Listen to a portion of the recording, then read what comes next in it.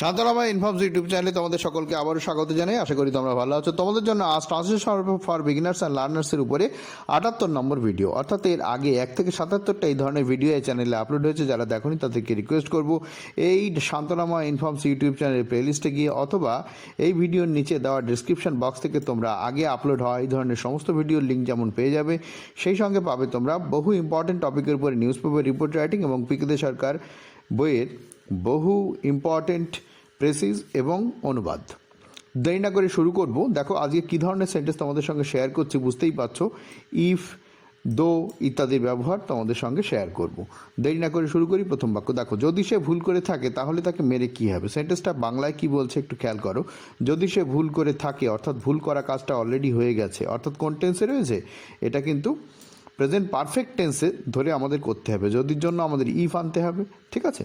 তো এই বাক্যকে বাংলায় কিন্তু আরেক রকমভাবে বলা হয়, যদিও সে ভুল করেছে তাকে মেরে কি ফল। এই যদিও যখন থাকবে তখন আমরা দো দিয়েও করতে পারি, তবে সবসময় যে যদিও থাকলেই দো দিয়ে করতে হবে, যদি থাকলে ইফ দিয়ে করতে হবে এমন নয়।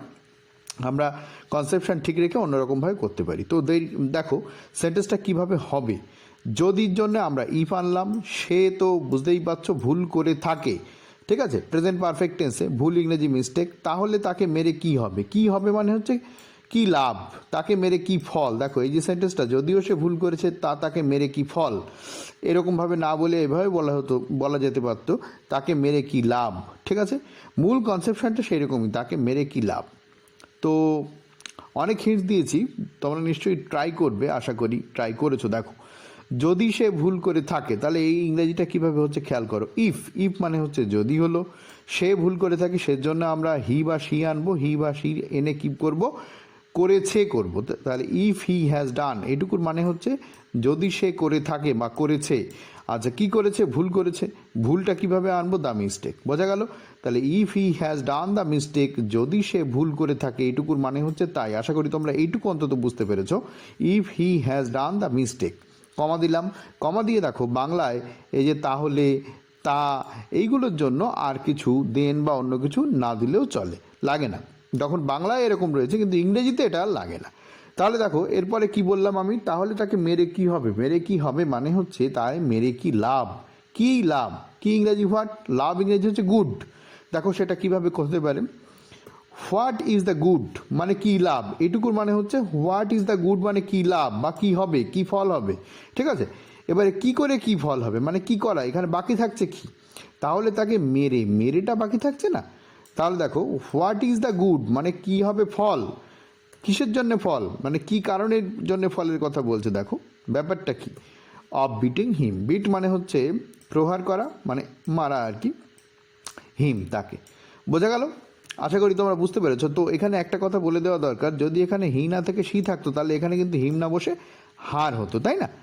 তাহলে আবার একবার কনসেপশনটা ক্লিয়ার করে দিই, তাহলে তাকে মেরে কি হবে মানে তাহলে তাকে মেরে কি লাভ। এই কির জন্য আমরা হোয়াট আনলাম, আর লাভ মানে হচ্ছে গুড এখানে, ঠিক আছে, লাভের জন্য গুড আনছি। তাহলে হোয়াট ইজ দ্য গুড মানে কি লাভ অফ বিটিং হিম, তাকে মেরে বা তাকে মারার কি লাভ, ঠিক আছে। এই সেন্টেন্সটাকে যদি আমরা দো দিয়ে করতাম তাহলে কীরকম হতো, একদম সবই মোটামুটি এক। দেখো কি হতো, দো হি হ্যাজ, দো মানে যদিও, হি হ্যাজ ডান দ্য মিস্টেক, যদিও সে ভুল করেছে, হোয়াট ইজ দ্য গুড, কি লাভ অফ বিটিং হিম, একই রকম। জিজ্ঞাসা চিহ্ন কিন্তু লাস্টে দিতে হবে, বাংলাতেও রয়েছে ইংরেজিতেও দিতে হবে, ঠিক আছে। এবং এই সেন্টেন্সটাগুলো কিন্তু ইন্টারোগেটিভ সেন্টেন্স। পরের বাক্য তোমাদের জন্য সম্পূর্ণ। দেখো যদি তারা এখানে এসে থাকে তো আমি কি করব, অন্যরকমভাবেও করা যেতে পারতো। তাহলে আমি কি করব, তো আমি কি করব, এরকম মানে বলে না, সে এসেছে তো আমি কি করব, এরকম বলে না, ঠিক সেরকম ব্যাপার আর কি। তো দেখো এটা কিন্তু যদি রয়েছে, এটা যদি দিয়েই করতে হবে, এখানে দোর ব্যাপারটা কিন্তু ঠিক আসছে না। তো দেখো যদি তারা এখানে এসে থাকে, তো এসে থাকে মানে আসা কাজটা হয়ে গেছে, মানে প্রেজেন্ট পারফেক্ট টেন্সের কথা বলছে। টেন্স নিয়ে যদি কোনো ডাউট থাকে তোমরা এই চ্যানেলের প্লেলিস্টে গিয়ে টেন্সের ভিডিওগুলো দেখে নিতে পারো। তো যদি তারা এখানে এসে থাকে, তারা এসে থাকে মানে অলরেডি আসা হয়ে গেছে, মানে প্রেজেন্ট পারফেক্ট টেন্সে করতে হবে। তো আমি কি করব, তো আমি কি করব হোয়াট দিয়ে করতে হবে, হোয়াট শ্যাল আই ইত্যাদি এরকমভাবে কিছু একটা হবে। অনেক হিন্টস তোমাদের দিয়ে দিয়েছি, নিশ্চয়ই ট্রাই করেছো। দেখো মেলাও, ইফ, যদির জন্য ইফ আনলাম, তারপরে কি বলছে, তারা এখানে এসে থাকে, আসা ইংরেজি কি কাম, এবং প্রেজেন্ট পারফেক্ট টেন্সে হবে। তাহলে if they have come here, যদির জন্য আমরা আনলাম ইফ, তারা হচ্ছে দে, এখানে এসে থাকে হ্যাভ কাম হিয়ার। ঠিক আছে, এ পর্যন্ত আশা করি তোমরা সকলে বুঝতে পেরেছো। তো আমি কি করব, আমি কি করব হচ্ছে এরকমভাবে আমাদের করতে হবে হোয়াট শ্যাল আই ডু, জিজ্ঞাসা চিহ্ন। ঠিক আছে, তো হোয়াট শ্যাল আই ডু মানে আমি কি করব, এই যে কির জন্য আমরা আনলাম হোয়াট শ্যাল আই ডু, কি করব। এটা আবার ফিউচার ইনডিফিনিট টেন্সে রয়েছে কিন্তু, ঠিক আছে, আগেরটাও তাই ছিল। তো বুঝতে পেরেছো নিশ্চয়ই। পরের বাক্য দেখো, যদিও আমি যাই, তথাপিটা ব্র্যাকেটে রাখছি, ঠিক আছে, তথাপি নাও থাকতে পারতো, আমি দুদিনের বেশি থাকবো না। যদিও আমি যাই, এখানে একটা কমা থাকতে পারতো, ঠিক আছে, নাও থাকতে পারতো, যেভাবে দেবে আর কি। যদিও আমি যাই, তথাপিটা বাংলায় দেখো আমরা ব্র্যাকেটের মধ্যে রেখেছি, ঠিক আছে, আমি দুদিনের বেশি থাকবো না। দেখো, যদিও আমি যাই, তো যদিওর জন্য আমরা কি করতে পারি, দো করতে পারি, বা অন্যরকমভাবে করা যেতে পারে। দেখাবো, আমি যাই, এইখানে কি মনে হচ্ছে যে এটা হয়ে গেছে? দেখো, এটা কিন্তু মনে হচ্ছে না যে এটা হয়ে গেছে, তাই না? তার মানে এই যদিও আমি যাই, আমি দুদিনের বেশি থাকবো না, দেখো এই যে সেন্টেন্সটা আমি দুদিনের বেশি থাকবো না, এইটার মধ্যে কিন্তু ফিউচার ইনডিফিনিট টেন্সটা অনেক প্রকট হয়েছে, তাই না? তাহলে এটা আমাদের ফিউচার ইনডিফিনিট করতেই হচ্ছে। আর একটা কথা তোমাদের বলি, যখন এইরকম পরের কনসেপশনটা থাকছে ফিউচার ইনডিফিনিট, মানে পরের টেন্সটা থাকছে ফিউচার ইনডিফিনিট, তাহলে ইফ দিয়ে বা এই যে যদিও দিয়ে যেটা থাকছে, ইফ বা যদিও বা দো, যদি বা যদিও দিয়ে যে বাক্যাংশটা থাকছে, সেটা আমাদের প্রেজেন্ট ইনডিফিনিট টেন্সে করতে হচ্ছে। এটা ফিউচার ইনডিফিনিট, এটা প্রেজেন্ট ইনডিফিনিট। আরেকবার একটু বলে দিই, যখন এই রকম থাকবে, যদিও আমি যাই, যদি আমি যাই, যদিও না থেকে যদি আমি যাই, এমনও হতে পারতো, আমি দুদিনের বেশি থাকবো না, ঠিক আছে। তো দেখো, এইখানটায় কিন্তু ফিউচার ইনডিফিনিট টেন্সটা অনেক বেশি প্রকট হচ্ছে, তাহলে এটা আমাদের অবশ্যই ফিউচার ইনডিফিনিট টেন্স হবে। বাকি যেটা যদিও বা এটা যদি থাকতে পারতো, তার সঙ্গে যে ক্লজটা থাকছে সেইটা হবে হচ্ছে প্রেজেন্ট ইনডিফিনিট টেন্স। এটা হচ্ছে ইংরেজি গ্রামারের নিয়ম। ওকে, তো দেখো বাংলাতেও তাই রয়েছে, যদি আমি যাই, আমি যাই ইংরেজি কি, তাই না? আই গো মানে কি, প্রেজেন্ট ইনডিফিনিট টেন্স। আশা করি তোমরা বুঝতে পেরেছো। তো দেখো কিভাবে এটা হতে পারে। আর একটা কথা বলি যে এই বাক্যটা কিন্তু এই রকমভাবেও হতে পারে, যদি আমি যাইও, এভাবেও কিন্তু থাকতে পারতো, তথাপি আমি দুদিনের বেশি থাকবো না। তো যেইভাবেই থাকুক না কেন, সেন্টেন্সটার ট্রান্সলেশনটা দেখো আমরা কীভাবে করছি। আমরা প্রথমে দো দিয়ে করি। দেখো, দো, যদি আমি যাই, তাহলে একটু আগেই তো আমি হিন্টস দিয়ে দিয়েছি, দো আই গো, তাই না? এটুকুর মানে কি, যদি আমি যাই। এই তথাপির জন্য আলাদা করে কিছু লাগবে না, কমা দিলাম, হয়ে গেল। তারপরে কি বলছে, আমি দুদিনের বেশি থাকবো না, তাহলে আমি থাকবো না ইংরেজিটা আমাকে করতে হবে ফিউচার ইনডিফিনিট টেন্সে। কী হবে, থাকা ইংরেজি কি, স্টে, তাই না? ভিডিও পজ করে ট্রাই করো, আমি থাকবো না। তারপরে দুদিনের বেশি, ভাবো ইংরেজিটা কীরকম হচ্ছে। তাহলে আমি থাকবো না এটুকু কী হবে, দেখো, আই উইল নট স্টে, ঠিক আছে। এটা একটু জোর দিয়ে বলা হচ্ছে, ওই জন্য উইল নট করা হয়েছে। কারোর যদি মনে হয় জোর কম আছে, তাহলে শ্যাল করতে পারো। তবে এই ধরনের ব্যাপারটা ভালো করে দেখো, যদিও আমি যাই, আমি দুদিনের বেশি থাকবো না, এই বাক্যের মধ্যে কিন্তু একটা স্ট্রেস কাজ করছে, আমি দুদিনের বেশি থাকবোই না এরকম বোঝাচ্ছে, ওই জন্য আই উইল নট হয়েছে, ঠিক আছে। আই উইল নট স্টে, তাহলে আমি থাকবো না কদিনের বেশি, দুদিনের বেশি, কী হবে, মোর দ্যান 2 days, ঠিক আছে। দুদিনের বেশি, দুদিন থেকে বেশি, এই ইংরেজিটা হচ্ছে মোর দ্যান 2 days। যদি দুদিনের কম হতো তাহলে লেস দ্যান 2 days হতো। আশা করি তোমরা বুঝতে পেরেছো। পরের বাক্য, আচ্ছা, এই বাক্যটা কি দেখো কিভাবে অন্যভাবে করা যেতে পারে। ইভেন ইফ দিয়ে যদি আমরা বাক্যটাকে করি, তাহলে দেখো, ইভেন ইফ, জাস্ট দোর জায়গায় ইভেন ইফ, তারপরে সব এক। তাহলে আমরা যদি দো না দিই, ইভেন ইফ দিয়েও করতে পারি। এমনকি যদি, মানে ওই একই রকম, অনেক সময় দোর জায়গায় আমরা ইভেন ইফ দিয়ে সেন্টেন্স লিখতে পারি। ইভেন ইফ আই গো, যদি আমি যাই, আই শ্যাল নট স্টে, আমি থাকবো না মোর দ্যান 2 days, একদম আগেরটার মতো, শুধু দো এর জায়গায় আমরা ইভেন ইফ দিলাম, ঠিক আছে। পরের বাক্য দেখো, সে যদি আমার কাছে আসেও, আমি তাকে 1,000 টাকার বেশি দেব না। সেন্টেন্সটা একদম তোমাদের জন্য রাখছি, ভিডিও পজ করে অবশ্যই ট্রাই করো, আশা করি করে নিয়েছো। এবার দেখো, দেখো কি বলছে, সে যদি আমার কাছে আসেও, ঠিক আছে, ওই ব্যাপারটা ওই আগেরটার মতো একই রকম কনসেপশনের উপরে দাঁড়িয়ে আছে। তো এটুকু কিভাবে করব, সে যদি আমার কাছে আসেও, এটা হবে হচ্ছে দো হি কামস টু মি, ঠিক আছে। এইখানে একটা কথা তোমাদের বলি, অনেকেই কমেন্ট করে জানাও আমাকে, বা অনেকে দেখি লেখে যে এই যে কাছে রয়েছে, ঠিক আছে, দেখো কাছে রয়েছে, এই কাছের জন্য অনেকে মনে করে এই টুটা নিয়ার হবে। এই নিয়ার কখন হয় একটু বলে দিই, সেটা হচ্ছে এখানে একটা বাড়ি রয়েছে, এখানে একটা বাড়ি রয়েছে, কাছাকাছি, দ্যাট ইজ নিয়ার। কিন্তু যখন কোনো গতি বোঝাচ্ছে, মানে সে আসছে আমার কাছে, এখানে নিয়ার হবে না, এখানে টু হবে, ঠিক আছে।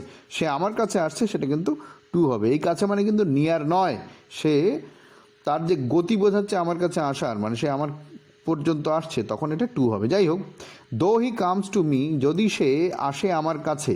তারপর কি বলছে, আমি তাকে 1,000 টাকার বেশি দেবো না। আগেরটা কি ছিল, আমি থাকবো না, এখানে দেবো না বলছে। কি হবে এটা, I shall not give him. এই শ্যালের জায়গায় আমরা উইলও ব্যবহার করতে পারতাম, ঠিক আছে, এবং উইল ব্যবহার করাই শ্রেয়, তবে অনেকে দেখি শ্যালও ব্যবহার করে। তোমরা জোর দেওয়া যখন হচ্ছে তখন অবশ্যই উইল ব্যবহার করবে, মানে শ্যালের পরিবর্তে উইল। আয়ের পরে এমনি শ্যাল বসে, যখন জোর দেওয়া হয় তখন সেটা উল্টে যায় আর কি, সব ক্ষেত্রেই তাই হয়।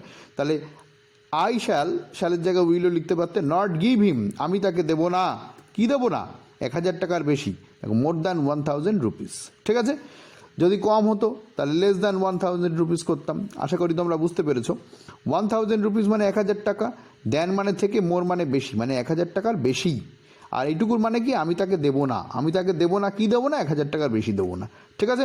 পরের বাক্য দেখো, যদি এ টাকা আমার দেও হয়, মানে আমাকে দিতে হয়, তবে অবশ্য দেও। সেন্টেন্সটা কীভাবে করতে হচ্ছে আবার শোনো। যদি এ টাকা আমাকে দিতে হয়, অর্থাৎ এই টাকাটা যদি আমার কাছে ডিউ থাকে, এরকমভাবে ইংরেজিটা করতে হবে, ঠিক আছে। দেখো কীভাবে হচ্ছে একটু খেয়াল করো। ইফ দ্য সাম, দ্য মানিও করতে পারতে, অসুবিধা নেই। সাম দিয়ে অনেক সময় মানি, সংখ্যা ইত্যাদি বোঝায়। If the sum be due, এইখানে বি ভার্ব ব্যবহৃত হয়, ঠিক আছে। If the sum be due, due মানে হচ্ছে দেও রয়েছে, ঠিক আছে। এখানে বি ভার্ব ডাইরেক্ট বসে যায়, তাহলে if the sum be due by me, এই যে আমার দ্বারা দেও হয়, মানে আমাকে দিতে হয়, মানে দ্যাট ইজ বাই মি। তাহলে if the sum be due by me, যদি এই টাকা আমাকে দিতে হয়, মানেটা বোঝার চেষ্টা করো। ইফ মানে যদি, দা সাম মানে এই টাকার পরিমাণ, দা মানিও তোমরা দিতে পারতে। বি ডিউ বাই মি, এই পরিমাণ টাকা যদি আমাকে দিতে হয়, আমি অবশ্যই দেব। কি হবে, মাস্ট ব্যবহার করতে হবে। দেখো, দেন আই মাস্ট পে ইট। আবার বলি, এই দেনটা এখানে না বসালেও চলে, ঠিক আছে। এখন মডার্ন ইংরেজিতে এই দেন চলে না, বসে না। পুরোনো দিনে অনেকে বসাতেন, অনেক গ্রামারিয়ানরা। যাই হোক, এটা লিখতেও পারো, নাও লিখতে পারো। আই মাস্ট পে ইট, আমি অবশ্যই দেব। বোঝা গেল ব্যাপারটা। পরের বাক্য, সংবাদটি দেন তো বাধিত হই। তার মানে যদি আপনি সংবাদটা আমাকে দেন তাহলে আমি বাধিত হব। এই বাক্যটাকে এইভাবেও বলা যেতে পারতো, যদি সংবাদটি আপনি দেন তো আমি বাধিত হব, ঠিক আছে। বাধিত হওয়া ইংরাজি কি, অবলাইজ হওয়া। এটা এতে আগে বাধিত হব এইভাবে করে নেওয়া যেতে পারে। এই বাধিত হওয়া যখন থাকে তখন এটাকে আগে করে নেওয়া যেতে পারে, পরে করলে যে অসুবিধা তা নয়। তাহলে আমি বাধিত হব কি হবে, আই শ্যাল বি অবলাইজ, তাই না। হিন্টস দিয়ে দিয়েছি, ভিডিও পজ করে ট্রাই করো। যদি আপনি দেন সংবাদটি এরকমভাবে করতে হবে। দেখো ভিডিও পজ করে আশা করি ট্রাই করে নিয়েছো। দেখো, আই শ্যাল বি অবলাইজড মানে কি, আমি হব বাধিত। এ পর্যন্ত মানে তাই, এটা তোমরা সকলেই জানো। আই শ্যাল বি অবলাইজড মানে আমি বাধিত হব, ফিউচার ইনডিফিনিট টেন্সে রয়েছে। যদি আপনি সংবাদটি দেন, এইভাবে করতে হবে। তাহলে যদির জন্য ইফ আনবো আমরা, আপনি দেন সংবাদটি, এটা প্রেজেন্ট ইনডিফিনিট টেন্সে হবে। ইফ ইউ গিভ মি, যদি আপনি আমাকে দেন, প্রেজেন্ট ইনডিফিনিট টেন্স। একটু আগেই বললাম ইফের সাথে প্রেজেন্ট ইনডিফিনিট টেন্স, আর তার অন্যটা ফিউচার ইনডিফিনিট টেন্স হয়, ঠিক আছে। আচ্ছা, কি দেবে, দ্য নিউজ। বোঝা গেল ব্যাপারটা। আশা করি তোমরা সকলে ব্যাপারটা বুঝতে পেরেছো। পরের বাক্য, যদি আপনি এখানে আসেন তবে আমি ওখানে যাব।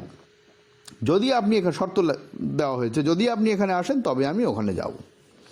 তো এটা তোমাদের জন্য একদম রেখে দিয়েছি সেন্টেন্সটা, তোমরা নিশ্চয়ই ট্রাই করবে ভিডিও পজ করে। আশা করি ট্রাই করে নিয়েছো। তো সেন্টেন্সটা বলার আগে তোমাদের কাছে একটা রিকোয়েস্ট, যদি ভিডিওটা ভালো লেগে থাকে একটা লাইক তো আশা করতেই পারি। আর যদি মনে হয় ভিডিও থেকে তোমরা কিছু জানতে পারছো, তাহলে অবশ্যই চ্যানেলটাকে সাবস্ক্রাইব করে নাও, সঙ্গে বেল আইকনটা প্রেস করে নাও, যাতে এই ধরনের ভিডিওর নোটিফিকেশান সবার আগে তোমার কাছে পৌঁছে যায়। আরও কি প্রয়োজন অবশ্যই কমেন্ট করে জানিও, চেষ্টা করবো সময় পেলে প্রোভাইড করা। বন্ধুদের মধ্যে শেয়ার করতে ভুলো না এই ধরনের মূল্যবান ভিডিওগুলো।